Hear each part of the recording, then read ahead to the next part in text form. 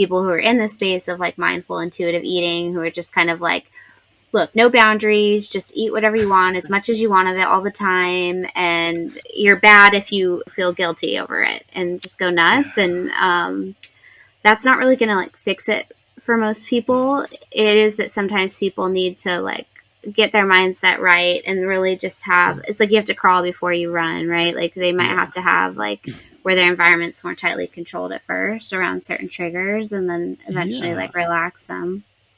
You touched on a phrase, intuitive eating, and it might sound like I'm a proponent of intuitive eating, but Mm-hmm. I'm not exactly. I would say I'm more in the camp of informed eating Yeah. because of the potential pitfalls of intuitive eating. So there's a natural tendency to, like you said, to throw all boundaries away. But if you were to, like, I listened to a really excellent podcast on Audible called The Addictive Brain. It's actually a Mm-hmm. part of the Great Courses series. So it goes through all the different things that happen in the brain with addiction.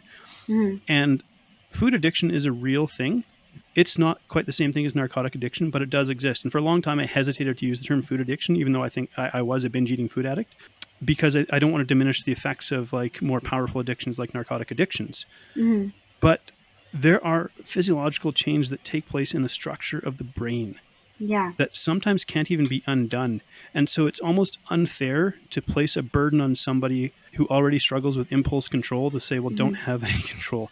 Like there is a Right. time and a place to have healthy restraints in place. Would you give a 16-year-old with a license like a brand new supercar, you know? Right.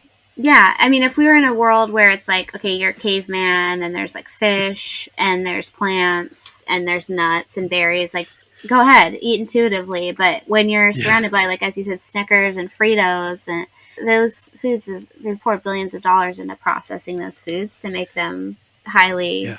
palatable and to even perpetuate those processes that you're talking about. You can't eat those foods intuitively You anymore. can't. It's You not. can't, period, because they're engineered to not be that.